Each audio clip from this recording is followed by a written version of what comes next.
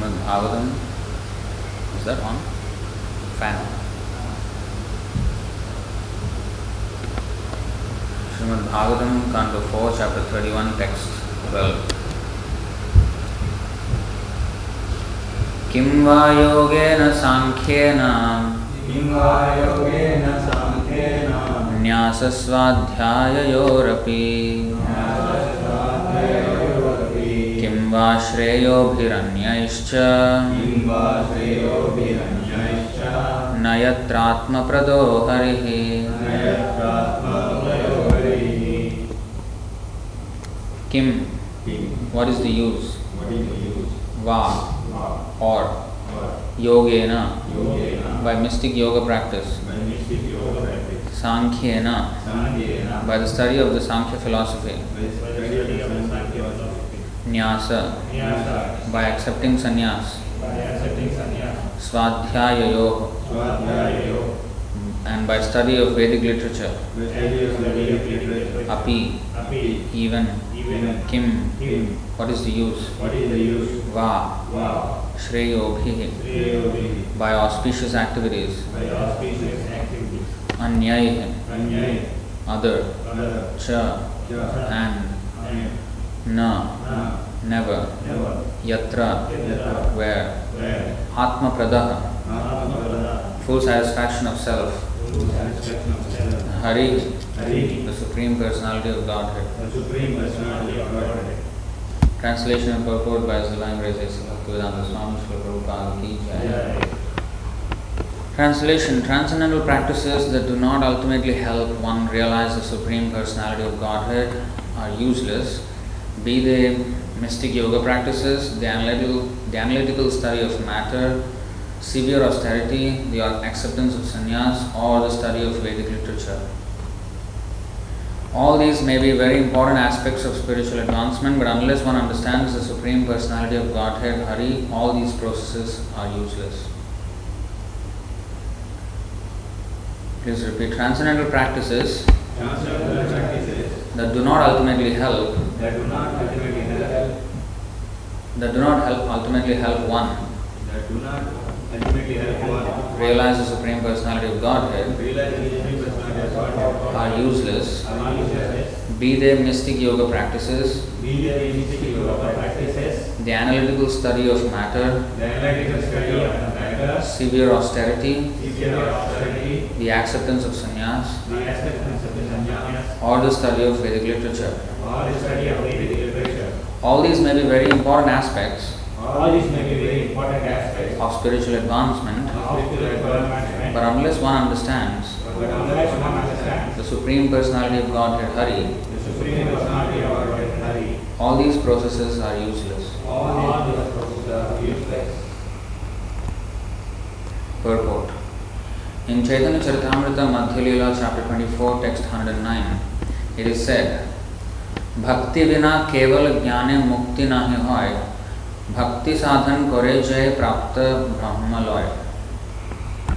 Impersonalists do not take to devotional service, but take to other practices such as the analytical study of the material elements, the discrimination between matter and spirit, and the mystic yoga system.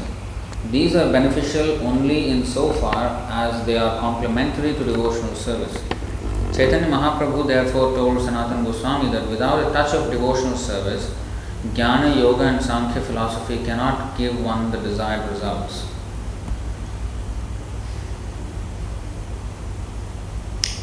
The impersonalists wish to merge into the Supreme Brahman. However, merging into the Supreme Brahman also requires a touch of devotional service. The Absolute Truth is realized in three phases: impersonal Brahman, Paramatma and the Supreme Personality of Godhead. All these require a touch of devotional service. Sometimes it is actually seen that these Mayavadis also chant the Hare Krishna Maha Mantra, although their motive is to merge into the impersonal Brahman of the Absolute, Brahman effulgence of the Absolute. The yogis also at times take to chanting the Hare Krishna Maha Mantra, but their purpose is different from that of the bhaktas. In all processes, karma, jnana or yoga, bhakti is required. That is the purport of this verse. Om Ajnanatimirandhasya यस्य ज्ञानाञ्जनशलाकया चक्षुर्मीलितं येन तस्मै श्रीगुरवे नमः। श्रीचैतन्यमनोभीष्टं स्थापितं येन भूतले स्वयं रूपः कदा मह्यं ददाति स्वपदान्तिकं। वन्देऽहं श्रीगुरो श्रीयुतपदकमलं श्रीगुरुं वैष्णवांश्च श्रीरूपं साग्रजातं सहगणरघुनाथान्वितं तं सजीवं साद्वैतं सावधूतं परिजनसहितं कृष्णचैतन्यदेवं श्रीराधा कृष्णपादान् सहगणललिता श्रीविशाखान्वितांश्च। हे कृष्णकरुणा सिन्धो दीनबन्धो जगत्पते गोपेश गोपिका कान्त राधाकान्त नमोऽस्तुते। तप्तकाञ्चन गौराङ्गी राधे वृन्दावनेश्वरी वृषभानुसुते देवी प्रणमामि हरिप्रिये। वाञ्छाकल्पतरुभ्यश्च कृपासिन्धुभ्य एव च पतितानां पावनेभ्यो वैष्णवेभ्यो नमो नमः। नमो विष्णुपादाय कृष्णप्रेष्ठाय भूतले श्रीमते भक्तिवेदान्त स्वामिनिति नामिने।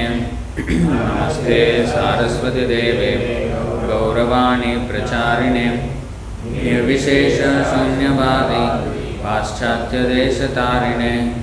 जय श्री कृष्ण चैतन्य प्रभु नित्यानंद श्री अद्वैत गदाधर श्रीवासादि गौरभक्तवृंद। हरे Krishna Krishna Krishna Hare Hare Hare Ram Ram Ram Hare Hare.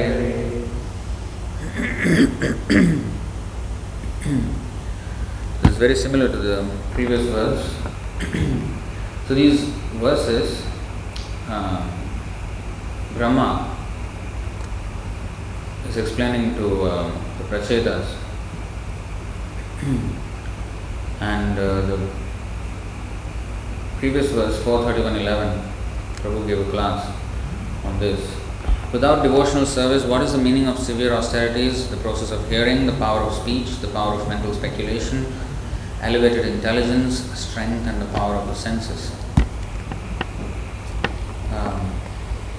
So today's verse is also the same. I'll just take out another one.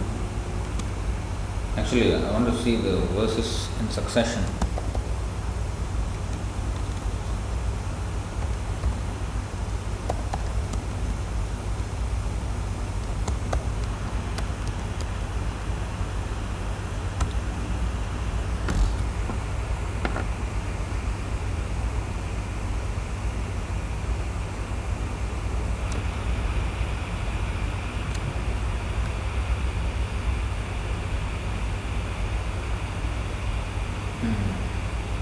So the next verse is also, the Supreme Personality of Godhead is the original source of all realization.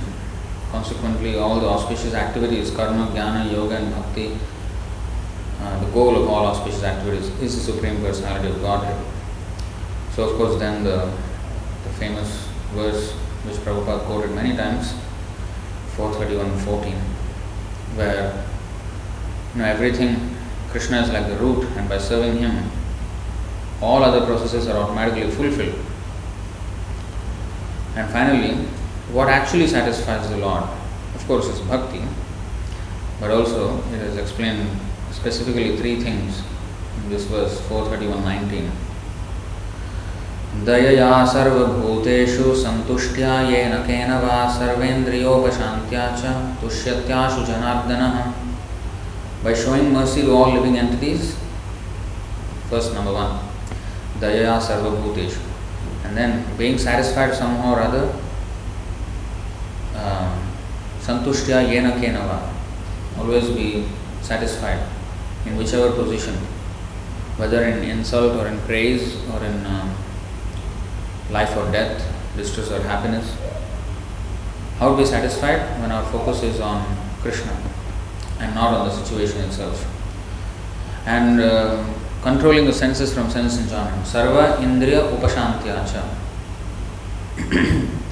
Then one can very quickly satisfy the Supreme Personality of Godhead, Janardana. So mercy, showing mercy to other living entities means to preach. To harm, the opposite of showing mercy is to cause harm. And harming others means to not preach. So, of course, there are many definitions of what is harm, but it is explained here. So Prabhupada explains that Jiva Himsana. What is the definition of Jiva Himsana? The word Jiva Himsa, envy of other living entities, actually means stopping the preaching of Krishna consciousness.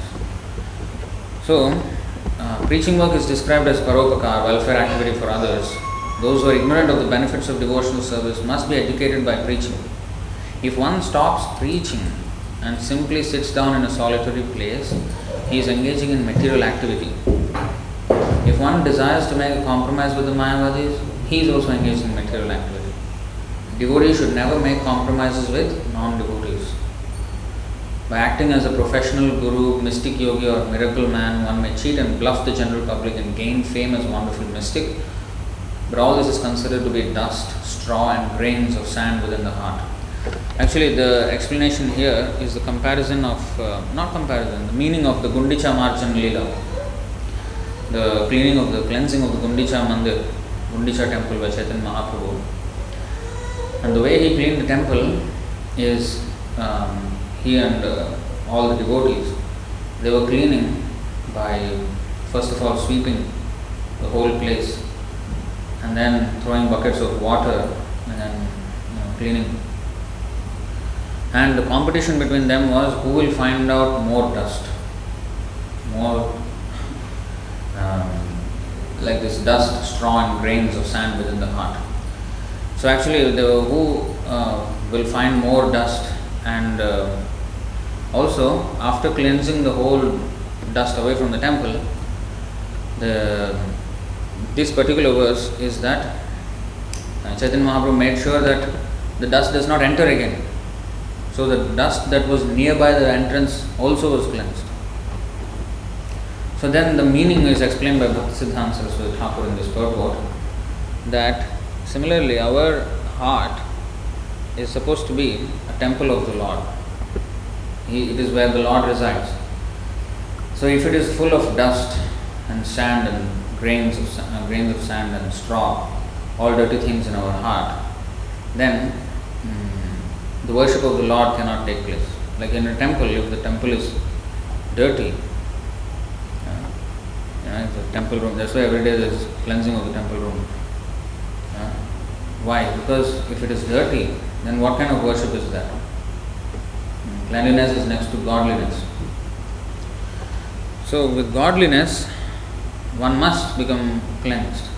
In fact, it is said that a Brahmana is a person who, wherever he enters, when he comes out of that place, it is cleaner than when he entered that place.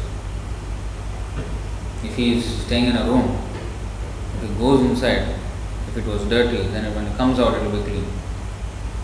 So that means wherever he goes, he cleanses, not physically also, but even wherever he is, a devotee can make any place into a place of pilgrimage. Prabhupada went to a dirty place like America, where not only physically dirty, mentally also dirty. People were in the mode of Rajoguna and Tamoguna. But then he went there and purified them. So before a person can purify others, we must purify ourselves. And that is this. What is the meaning of the searching of the grains of sand and dust in the temple room, in every corner? That is, the meaning is described by Bhaktisiddhanta Saraswati Thakur, that we should be very alert in searching out all kinds of dust, straw and grains of sand in our heart. These are all very subtle contaminations which we don't notice. Like when we sweep and mop the room, we do, but actually, if you see, there are so many gaps and so many, on top of the speaker there, on top of the aircon, there's so much dust. We don't notice. So that can become dangerous. That can become dangerous. And if we allow dust to enter in from the open door of the temple, then again it will become dusty. So Chaitanya Mahaprabhu in this particular verse was making sure that the outside the entrance is also cleaned up so that it does not enter. So that means in all we have to be very vigilant in how we conduct ourselves and always be on the lookout for all kinds of dust within our heart. Because that dust is what is covering the pure living entity. Pure living entity is pure in nature, is always Krishna conscious. But because of the dust and the layers of dust of materialism, he is now covered, and his original desire to serve Krishna is replaced with serving the senses, lust. Love has been replaced by lust. So that is the dirt. So the whole our process in sadhana bhakti is to cleanse that dirt. That's why sweeping the temple, cleaning the temple, one must meditate on this. Physically mopping and sweeping the temple is one thing.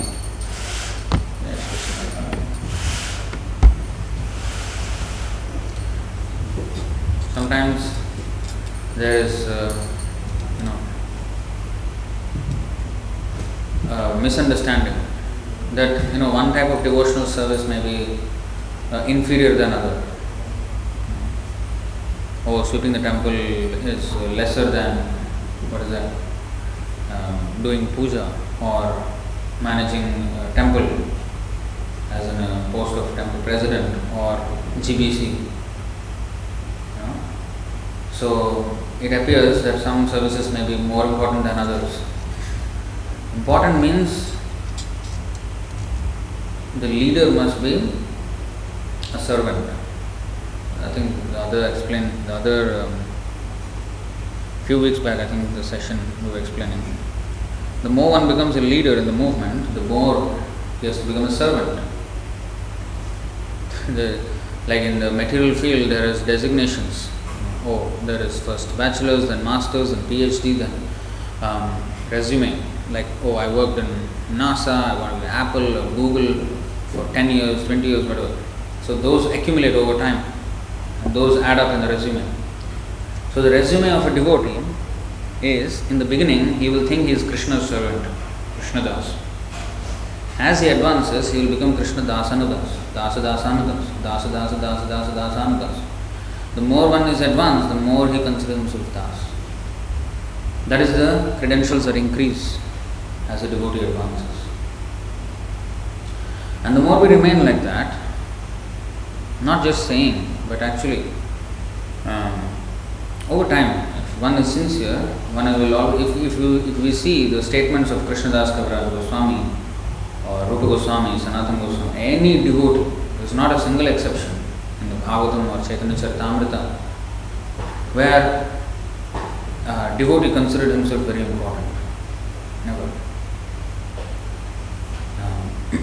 So, always become das.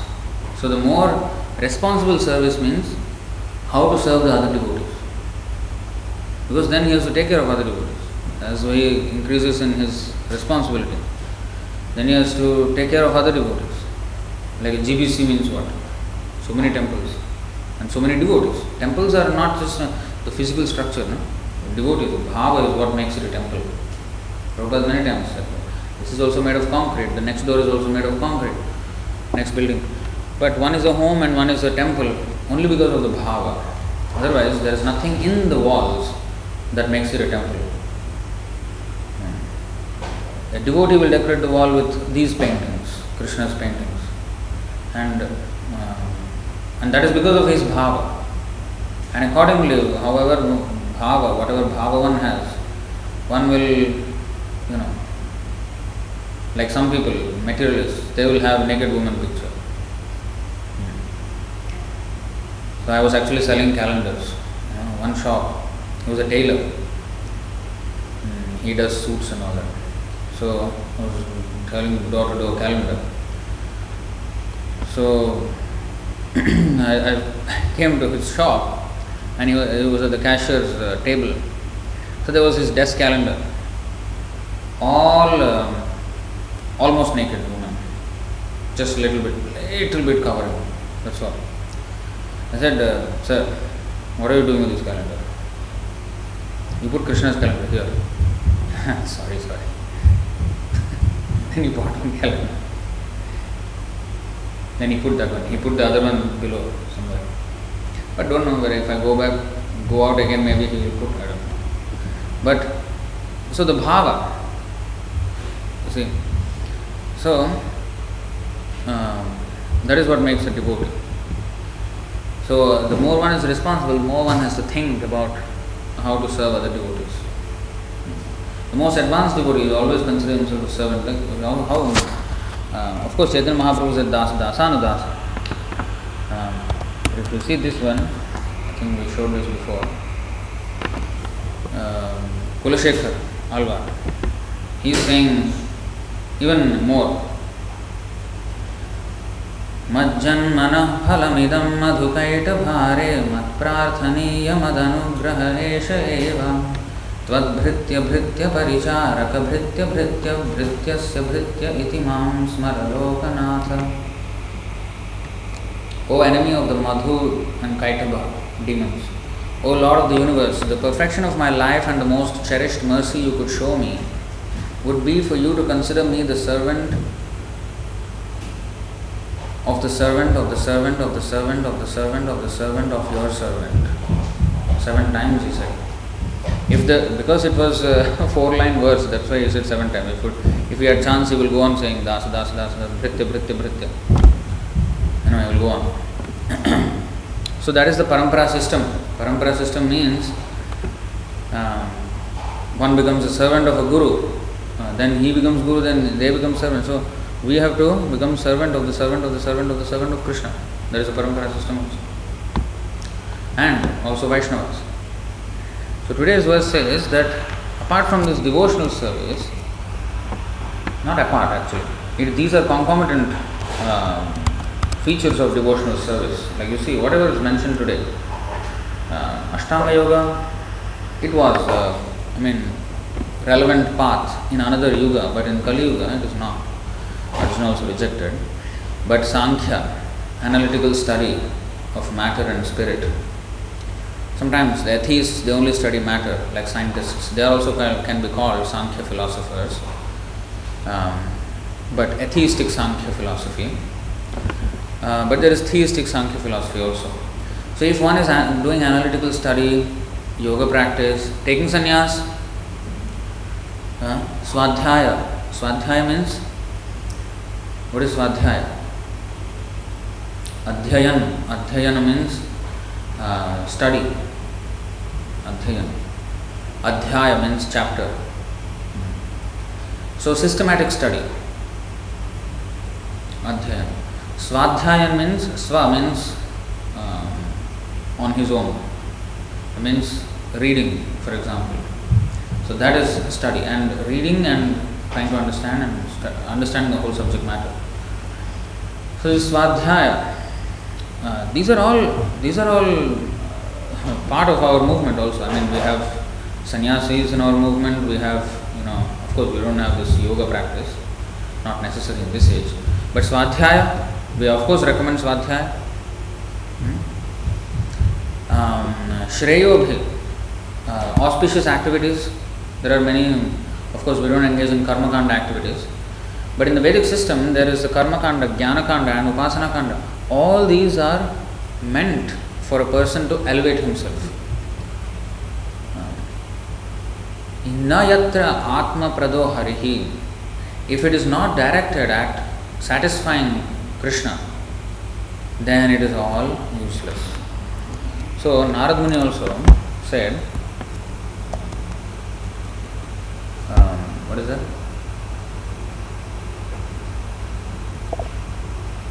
आराधितो यदि हरिस्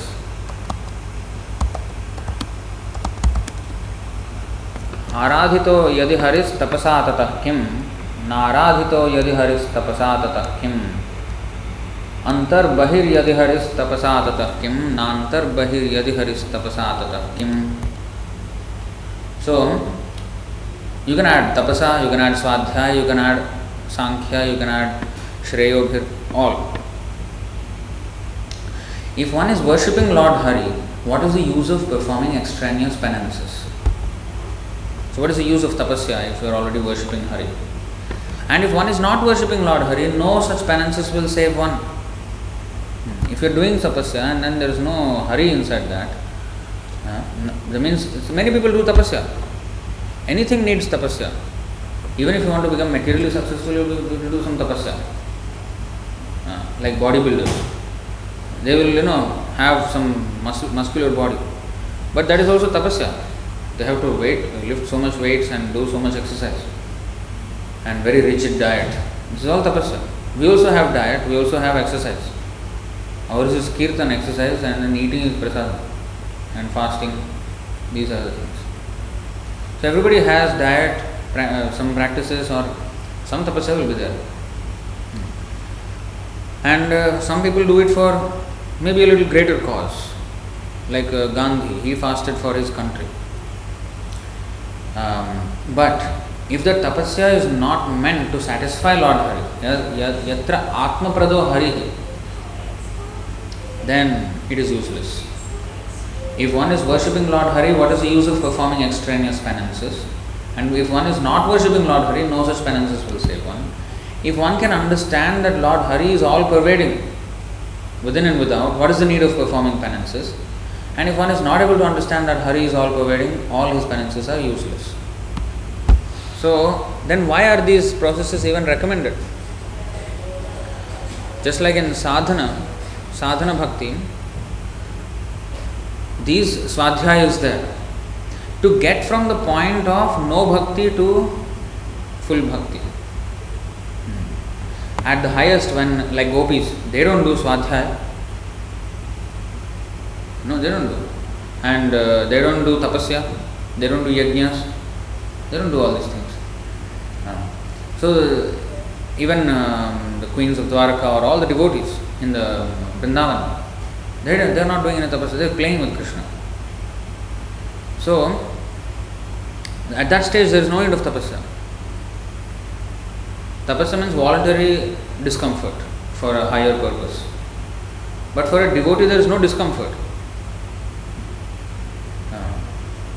So because of that, Vishwam Purna Sukhayate, anywhere he can be there and he will be happy, because he is not concerned with the situation. He is just wanting, just like Narad Muni asked for the dust, and gopis gave to put on Krishna's forehead to relieve him of his headache. Narad Muni asked, are you not afraid of going to hell by doing this? No, never mind hell. Krishna's headache must be solved, must be cured. So they did not mind. So you may say, oh, they also have difficulty. They are doing tapasya, going to hell for Krishna. That is not tapasya for them. They are happily doing it. Tapasya means when you know it's a difficulty, but you are doing it, knowing that there is a higher purpose I am doing this for. And that is in the beginning stage. In the beginning stage we feel. That's why there is said, Matra sparshaastu kaunteya sitoshna sukha dukkhadah agama payano nityastam titikshasva bharati. Titiksha means tolerance. Tolerance means when we know there is pain and we endure it, or what is that called? we endure the pain. We know that we can feel the pain, but we are enduring. That is tolerance. But when they cannot feel the pain, where is the question of tolerance? There is no tapasya for such a devotee. Vishwam Purna Sukhaya. There is no problem for it. Like the Pandavas, externally we can see, when we study, that they underwent so much. Aho kashtam, aho anyayam. Bhishma Dev himself said, what is that? 1912. अहो कष्टम अहोन्यायम यद्यूयम धर्मनंदना जीवितुम नार्हथ क्लिष्टम विप्रधर्माच्युताश्रया. Bhishmadev said, "Oh, what terrible sufferings and what terrible injustices you good souls had to suffer for being the sons of religion personified. You did not deserve to remain alive under those tribulations, yet you were protected by the Brahmanas, God and religion." And Bhishma Devi is saying like this, but Kunti Devi is saying, no, you please give them all again. Vipada santu ta shashvat tatra tatra jagat guru. See here, he enumerated what are those difficulties. Aho kashtam, what is the kashtam they went through. You see this. Vishan mahagne purushada darshana asad sabhaya vanavasa krichrata mridhe mridheneka maharathastrato draunyastratascha harebhirakshitah. Vishan, my dear Krishna, your lordship has protected us from a poisoned cake. Bhima was given that cake when he was a boy by the Kauravas. From that age already it was starting, all kinds of, even before that, Pandu died. Yeah. So anyway, it was all a very troublesome, seemingly a troublesome life. You have saved us from a poison cake, from a great fire, from cannibals, from the vicious assembly, the Kauravas, from sufferings during our exile in the forest, and from the battle where great generals fought. So she remembered all these incidences and mentioned here in this verse. And now you have saved us from the weapon of Ashwathama. He saved Parikshit Maharaj in the womb of his mother. Now, all these things happened, and that is the Bhishma Devi was saying, Aho Kashtam, all the difficulties. Now, Kunti Devi is so brave, she is saying, Vipadasantu ta'ashashvat tatra tatra jagadguru bhavato darshanam yatsya apunar bhava darshanam. See, Vipadah santu, let there be calamities. No devotee we will find a prayer where, yesterday Narasimha Chaturdashi, we pray to him for removing calamities. Many people, one is Narasimha, one is Hanuman. People go to him for karma kanda stuff, relieving of distress. Hanuman has nothing, he is not a demigod even, he is a pure devotee. But they go to Hanuman for what? Not for devotion to Ram. You are strong, so please save me. What is the Hanuman Chalisa says? Bhuta pishach nikat nahi aave, Mahavir jab naam sunave. Bhuta pishach nikat nahi aave. Bhoot Pisach will not come. Oh, if there are any ghosts, Hanuman Chalisa. They are using Hanuman, trying to use Hanuman for their body. And what they will do when they are protected? Do nonsense. Hanuman will support this nonsense. Narasimhadev will support nonsense. So, what he will protect? That's why yesterday Prabhu was explaining very, very nice verse, 5:18:8. That is the real calamity. What a devotee prays Narasimhadev for. He prays that please remove all the obstacles. Just like Hiranyakashipu was torn apart, there is a Hiranyakashipu residing in my heart. Please tear him apart. So the difficulties are not somewhere. Now our enemies are not somewhere else. Our enemies are our own kama, krodha, lobha, moha, mada, matsarya. This is why we are continuing our birth and death cycle. So the personification of these dirty things is Hiranyakashipu. Karmashayan randhaya randhaya. That verse, very nice verse. Om Namo Bhagavate Mahanarsimhaya. No, Om Namo Bhagavate Narasimhaya. Namastejas tejase aviravirbhava Vajranakha Vajradamshtra Karmashayan Randhaya Randhaya Tamo Grasa Grasa Om Swaha Abhayam Abhayamatmani Bhuyishtha Om Shram. So Tamo Grasa Grasa means drive away the illusion, the darkness in my heart, and terminate my karmashayan, karmashayan means to the desire to enjoy in this material world by fruitive activity. Please remove these things. So that is the prayer. In fact, in Navadvip Dham Mahatmya, Bhaktivinoda Thakur was writing the description of Navadvip Dham as he saw it. And he saw that there is this place in Navadvip called Ishodhyan. He saw the entire Navadvip as Ishodhyan. Ishodhyan means, Isha means the Lord, Udyan means garden, the Lord's garden. And each of the verses, he was describing each and every part of that garden. And 5 verses are there in that Navadvip Dham Mahatmya, where he says that there is this temple of Lord Narasimha there. And he prays, he offers prayers, those 5 prayers, very, very nice. I don't know if I can find it, but I think during the lockdown we have done a series on Narasimha. There I think we saw that, those 5 prayers. So Bhaktivinoda Thakur is praying to Narasimha Dev to remove obstacles in his service to Radha and Krishna. And what are the obstacles? Oh, some government is giving problem. Like Prahlad, he did not pray to Narasimha to save him from Hiranyakashipu. He did not care. He did not care what Hiranyakashipu was doing. Throwing from the cliff, or put him in the fire, boiling oil, snakes, poison. Oh, Narasimha, please save me. No, he did not do it. In fact, in 1898, Prabhupada was 2 years old, like this girl. So, and there was a plague. There was a big, like an epidemic now we have. And many people were dying. So, Prabhupada mentioned that he was 2 years old, and one man, he was organizing Sankirtan, Nagar Sankirtan in Kolkata. And why? Because he wanted to stop this disease. So he organized Nagar Sankirtan, and he was going house to house and on the road singing, and he had a huge party with him. And Prabhupada remembers that everybody was dancing in the kirtan, and he was also dancing, and he could see only until the knees of everybody. That's all he could see. Because the road was so tall, and everybody was around him, so it's like he could only see that height. So Prabhupada was mentioning that. So and after the kirtan, the disease was gone. The epidemic was finished. Now, of course, everybody was, oh, Jaya Narasimhadev, or Jaya, Krishna, or. But Prabhupada said this is offensive chanting, because asking Krishna to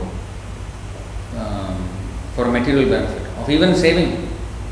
What is a devotee's prayer? What is that? Nathanam nachanam nasundarim. And then Mama Janmani Janmanishware. They are not just saying, please save me from death. No.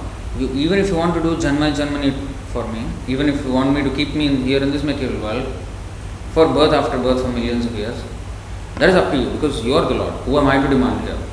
You are not my servant, I am your servant. So if it is your desire that I be here, let it be so. But please, one thing I will ask, that let me not forget you. Let me not be away from devotees. That much only I need. I don't mind hell. Narayana para sarve nakutasya bibhyati. Svargapavarga narkesh api tulyartha darshan. There is one incident where Prabhupada was explaining. One devotee, I think, asked what to do if there is a danger. Prabhupada said that danger is another feature of Krishna. Mrityu sarvaharas chaham. So if suppose a tiger comes and attacks, we can do 2 things. To pray to Narasimhadev to save us from the tiger, or to pray to Narasimhadev to not let me forget Krishna as the tiger is attacking me. Of course, our natural instinction is we want to be saved and we want to be protected. But there is a difference in the bhava of the chanting. For what are we chanting? So, the real danger is not the tiger or not any calamity. The real danger is what? Our forgetfulness of Krishna. Because What will happen if we pray to Krishna or Narasimhadev for our protection, but we die? Suppose I get a notice of cancer and I have 2 months maybe. Then I can pray to Narasimhadev, please save me, Narasimhadev, second opinion, fifth opinion. I can do that. Or I can, think of, please, I can pay obeisances to all devotees for all the offenses committed in the entire lifetime and beg their mercy to remember Krishna at the time of death. Death is coming. Death will come anyway. So if we are praying for protection and if the Lord wills against it, we may lose our faith. And that Prabhupada said, the Second World War, in Germany, the men went to fight under Hitler, and the women, they went to church to pray for their husbands and brothers and sons and fathers. Nobody came back after the war. Everybody died. They became atheists. So if we ask, this is called Haituki Bhakti. Hetu, there is a hetu, there is a cause, there is a reason, a motive for which we are doing bhakti. Then that is called Kaitav Dharma. Kaitav Dharma. Cheating religion. Because ultimately we will be cheated. At the time of death, when we have to remember Krishna, we will lose faith. How come I have chanted and think Krishna is doing nothing for me? How come I am dying like this? How can devotee die with cancer or accident or something? Abhimanyu died. Abhimanyu died. Who is he? His father is a devotee, mother is a devotee. Whole family, Khandan pura devotees. Dynasty is devotees. But he died in a very unfortunate way, by cheating. Okay, we may say Yudhishthir Maharaj, all of them went naturally. So devotee will always die naturally. What about Abhimanyu then? He did not die naturally. And so many people in the Pandava side did not die naturally. And not only was he testing that, he was testing Arjuna. Krishna personally sitting on Arjuna's chariot. And in his presence, his son died. What kind of Supreme Personality of Godhead he could have started, right? If you are here, how can my son die like this at 16 years old? His wife is just pregnant. And how can you kill? What is this? Why didn't you save? Okay, never mind, he died. You are Supreme Personality. You can bring him back to life. The Brahmana's 6 sons died. He went until all of the universe. Krishna and Arjuna only went. They went to bring the sons from Mahavishnu. Went outside of the universe to bring. Arjuna could have asked, please bring my son back. He could have easily done so. He did not ask. That is devotee. Not that, oh, Krishna is my very, very close. No, I can get anything from him. Son died, no problem. Krishna, please do your magic. No. In fact, he used that whatever anger he felt that his son was killed in that way, he used it in the service of Krishna in fighting the war even more vigorously and killing Jayadratha the next day at the end. How many times Krishna tested them? But their devotion only increased and increased and increased. Never at one time they complained. And that is why Krishna is close to them. Because they don't complain. That's why there is this nice verse.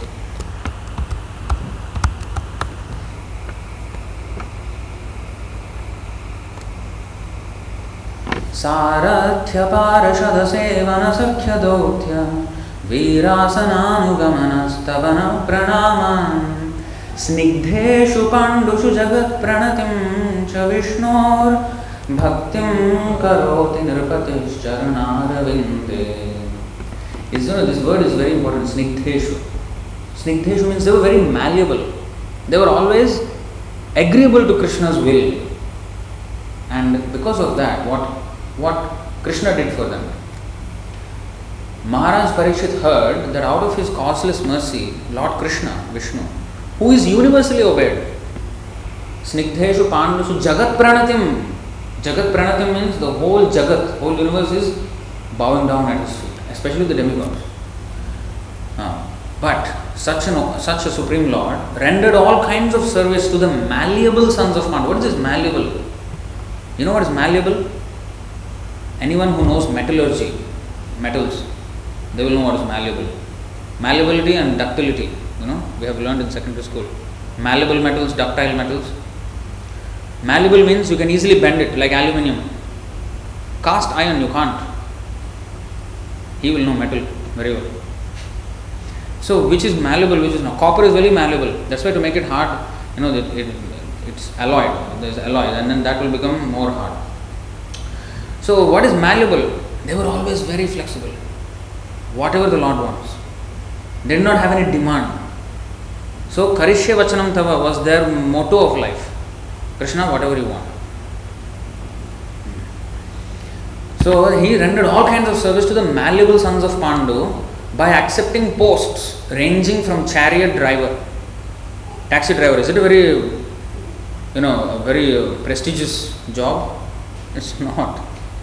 Driver is not a very prestigious job. It's a job, but not a. But he did that for them. To president, to messenger, friend, night watchman. Pandava is sleeping, he is night watchman, etc. According to the will of the Pandavas, obeying them like a servant and offering obeisances like one younger in years. When he heard this, Maharaj Parikshit became overwhelmed with devotion to the lotus feet of the Lord.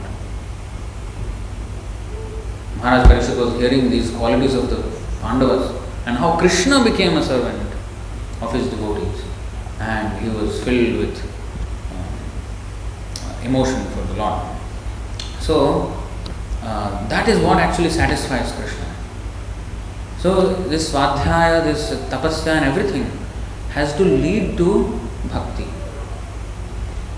Krishna says to Uddhava, 11, 14, 20 of Bhagavatam, न साधयति मां योगो न सांख्यं धर्म उद्धव न स्वाध्यायस्तपस्त्यागो यथा भक्तिर्ममोर्जिता. Urjita, strongly developed. Bhakti mamorjita. Bhakti mamorjita, strongly developed devotional service. So, my dear Uddhava, the unalloyed devotional service rendered to me by my devotees brings me under their control. I cannot be thus controlled by those engaged in mystic yoga, Sankhya philosophy, pious work, Vedic study, austerity or renunciation. Exactly the same as today's verse. So these are definitely part. These are definitely, it's not Vedic study does not satisfy him. Okay, I will not study books, Prabhu. Very good. I like this verse, Prabhu. I will learn this one verse. If anybody asks me why I am not reading, I will quote this verse. He does not like Vedic study. No. By that Vedic study, where is our attraction for the Lord? Yeah. So, of course, if we engage in Vedic study under the guidance of the spiritual master and the devotees, we will. And if we are sincere about it, then we will get devotion to the Lord. There is no doubt. In fact, there is no process that can evoke or invoke the devotional service in us to the Lord. There is no such process. Although we say hearing, chanting and all these things, the process itself is not the reason why one develops devotion. The reason is the satisfaction of the Lord. And because the Lord is giving us the hint how He will be satisfied. If you do this, yes, this will satisfy me. And therefore we are doing those things and the Lord satisfied, and then the devotion develops. But we have no direct transaction with the Lord. How will He be satisfied? Yes, prasadam bhagavat prasado. So Krishna is giving us a very definitive way of satisfying Him. How do I know Krishna is satisfied? So I do not know. But Prabhupada explicitly explained what satisfies Him, and he gave us the order. So if we follow, then Prabhupada is satisfied, deemed that Krishna is satisfied. So it is no more guesswork. What will satisfy? Oh, I want to satisfy Krishna. How? Satisfy Prabhupada. How to satisfy Prabhupada? Prabhupada is not telling me anything. If we read his books, we will understand. He is telling us so many things. We are not listening. We cannot say that he is not telling us anything. We are not listening to what he is saying. And of course, serving those who are serving Prabhupada. Ritvik, our movement does not mean that we are, Prabhupada direct and I don't care for any devotees. Let the devotees go to hell, I will go back to Vaikuntha. That is Pakkani of it. Pakkani of it. And such devotees, if they keep that, they cannot last in this movement. So, these are definitely to be done. So the answer is, these are definitely, Vedic study should be done. Pious work, of course, ours is, what is our pious work? Srinvata Swakatha Krishna Punya Shravana Kirtana. So this is actually Punya. In that verse, in the purport, there is a nice explanation of the word Punya by Prabhupada. I think it's in that. Punya means pure actually. And why is pious activity called Punya? Because it purifies us. Eventually, slowly, But actually Punya means completely pure.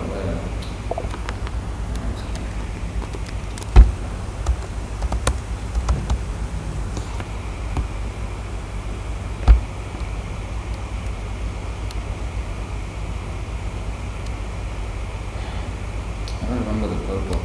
Which purport was that? Very nicely Prabhupada was explaining.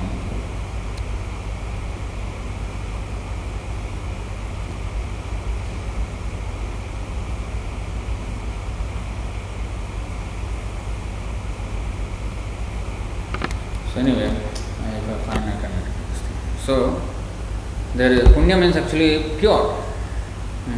Punya Shravana Kirtana. So the pious work, the supreme pious work is only devotional service.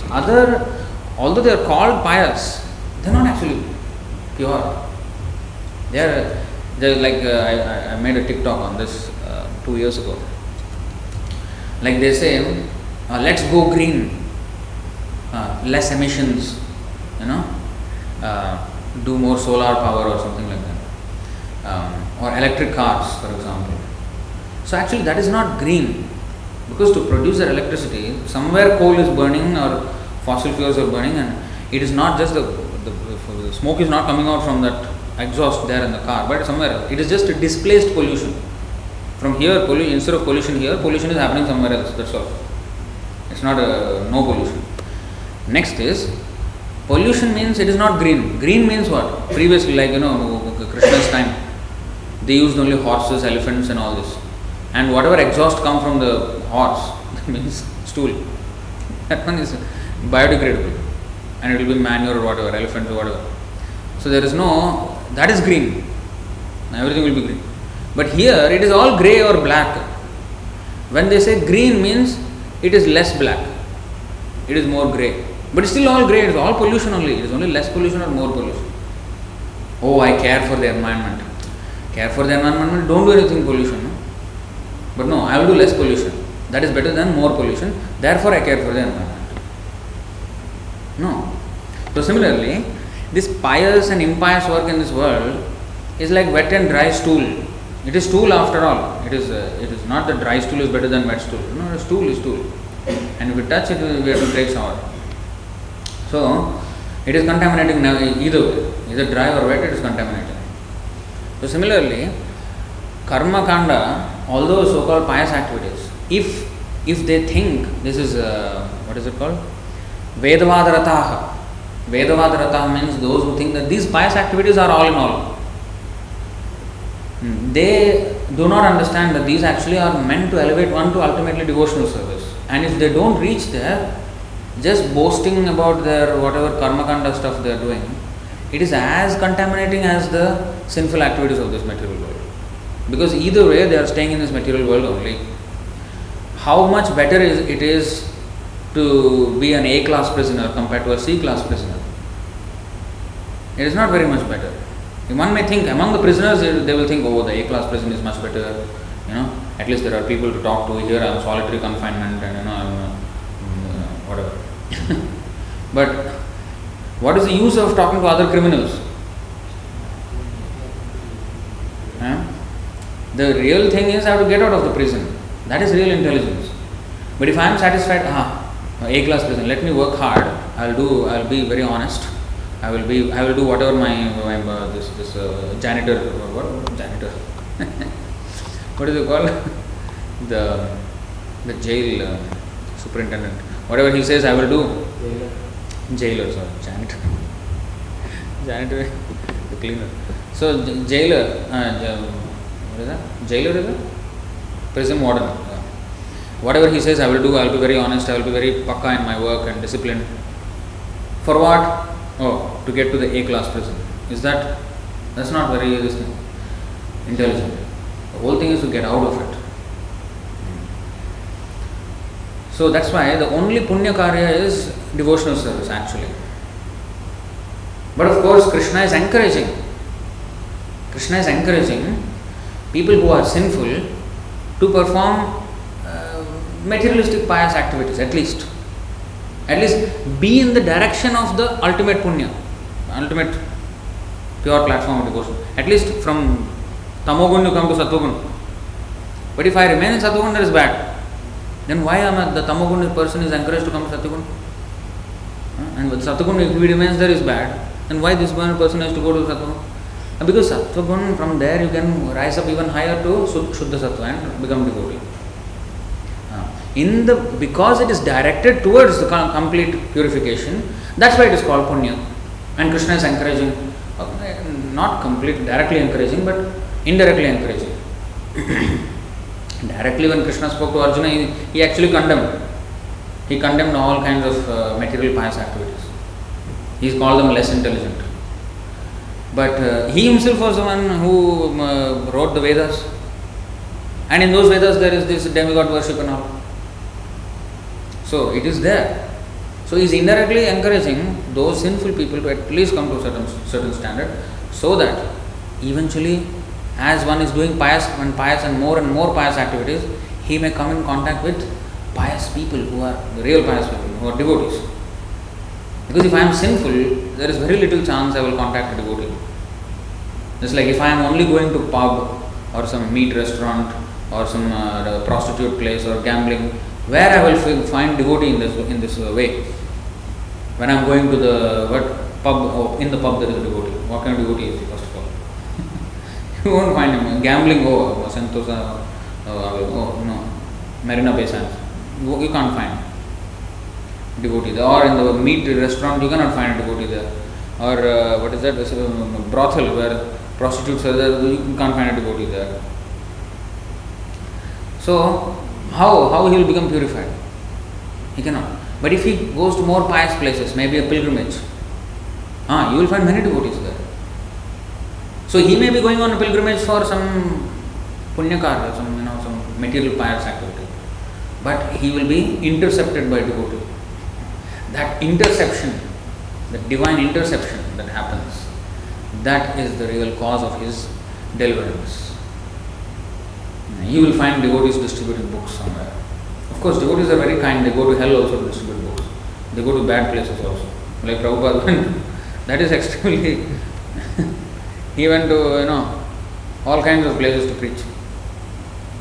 Drug addicts, nude camp, all naked. Boys, girls, all naked. Nude beach, all naked. Prabhupada picked up that Tamal Vishnu Goswami from there. Nude camp. And made him sannyasi. So, what? In fact, there was one incident where he was having kirtan and some nude people came. He was Prabhupada singing, and then when he opened, new people, oh, you want to remain naked? I will show you how to remain more naked. This body itself is a dress. The soul is the naked, real you. You are not this naked body, you are the naked soul. I will show you how to become spiritually new. Take out these clothes of the body. So he connected with Krishna. So anyway, so devotional service is the purifying factor.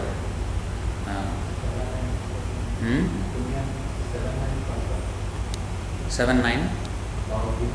7-9? 7, 9. Oh, is that so?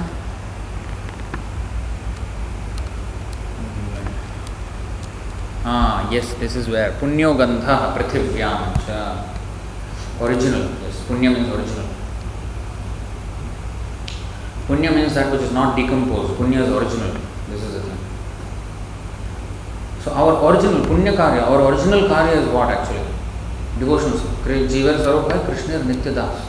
Our original constitutional position is to be eternal servant of Krishna. That is Punya. Punya Shravana Kirtana. So this Shravana Kirtana is not like some ordinary Punya activities.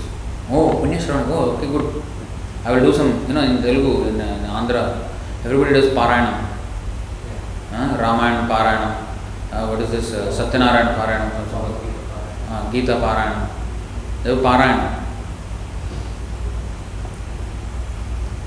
They think, oh, it is like, a good thing to do. Some don't know what is the meaning, nothing. Don't know why they are doing a Parayanam. And they will call some ladies, give each other saris, some leaf, what is that? Beetle leaf, and then give, and then that the ladies will go back home, eat beetle or whatever, I don't know, but life goes on as per normal. Continue the same thing whole life. There will be a young woman there, and until grandmother, great grandmother also will be there. No realization even until that age. Same things going on. So, Parayanam means one has to study and change his life. For this you need a guru. Without guru we cannot understand these things. So that's why Swadhyaya means it must be done under the guidance of guru and devotees.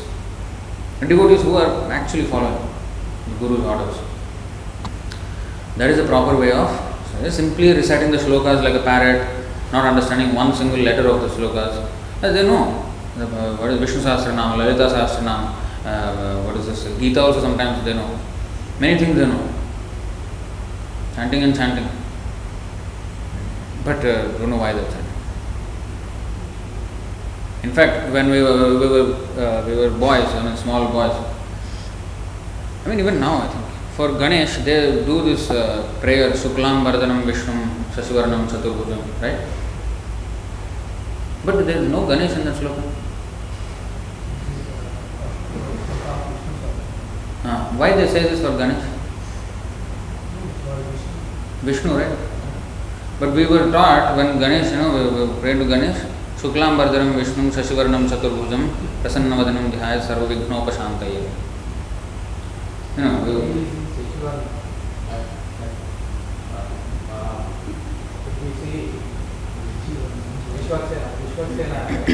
So, Sheshivana, Vishnu, he is in white color, right? Vishwaksena is white color? I don't know.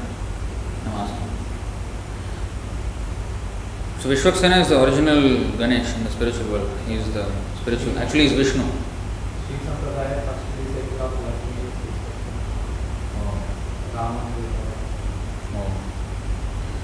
So anyway, they do all these things, but actually they don't know why. We were chanting, what sloka we were chanting in school? Which sloka we were chanting in our Bharatiya Vidya Bhavan school? And I never knew the meaning of this until I came here. In the assembly, when we stand in the assembly, school assembly morning, we chant this verse. Yam Brahma Varunendra Rudra Maruta Stunmanti Divyaistavai Vedai Sangapada Kramopanishadai Gayanti Yam Samaga Dhyanavasthita Tadgatena Manasa Pashyanti Yam Yogino Yasyandam Navidus Suragana Devaya Tasmai Nama. So we used, of course, different tune we used to chant, but we used to chant these verses. Om Purnamada Purnamada, we used to chant. No, we don't understand anything. So this kind of thing is useless. What is the use if even materially we want to be productive, right? If a businessman sees some, this thing is wasting a lot of money, wasting a lot of time or something, he will, adjust the standard procedures to save time and money like that. So why we are wasting our thing means simply some mental satisfaction, that's all. There is no fruit. So that is what is condemned in this verse today. If you are just doing something and it is not leading us to Hari Bhakti, then it is all a waste of time. The other day also Prabhu was showing all the verses 1 to 8 and all this. Shadvargai Samyamaikanta. So many, 7, 15, 28. Many verses are there. So, I would like to stop here. Any questions or comments on this topic? Any additional verses?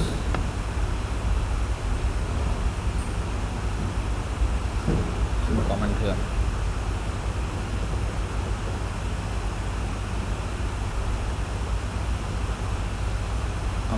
Amit Vashishta. Hare Krishna Prabhu Dandavatranam Jai Shri Prabhupada. Prabhu, I wonder if and when we say there is a Hiranyakashipu inside us, aren't we impersonating him? Is there a verse supporting that there is some demon inside us? I understood what you say, but is this approach alright? Thanks for your time, Prabhu.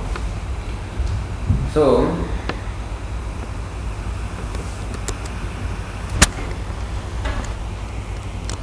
that is the verse that yesterday Prabhu was giving a class on. You see 5.18.8, the meaning.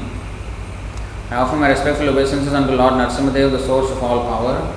O my Lord, who possess nails and teeth just like thunderbolts, kindly vanquish our demon-like desires for fruitive activity in this material world.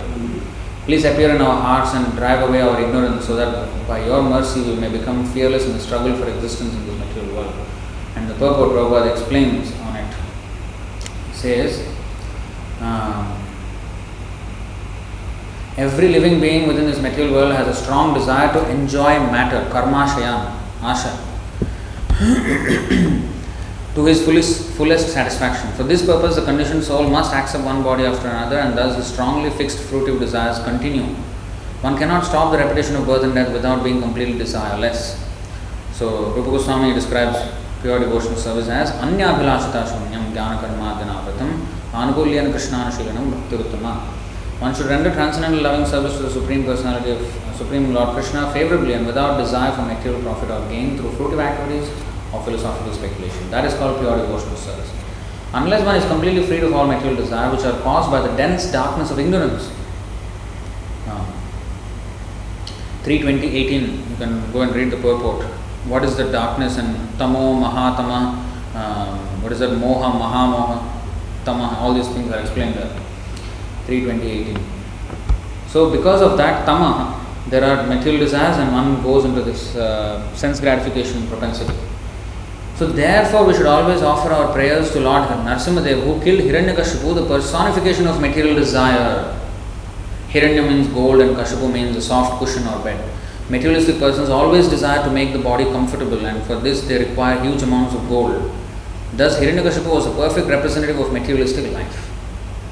So as long as the desire for materialistic life is in us, the mentality of Hiranyakashipu is still there in us. That is what I meant by there is a Hiranyakashipu inside of us. So we have to get that out. So we are praying to Lord Narasimhadev to rip him apart. That means rip apart all my desires for fruitive results and my continuance of my life in this material world. So he was therefore the cause of great disturbance to the topmost devotee, Prahlad Maharaj, until Lord Narasimhadev killed him.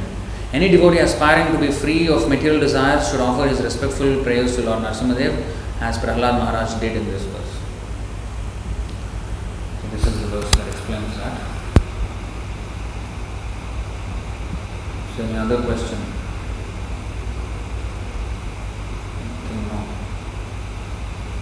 So I will stop here. Granthra Srimad Bhagavatam ki, Srila Prabhupada ki, Jai Gaur Premanand.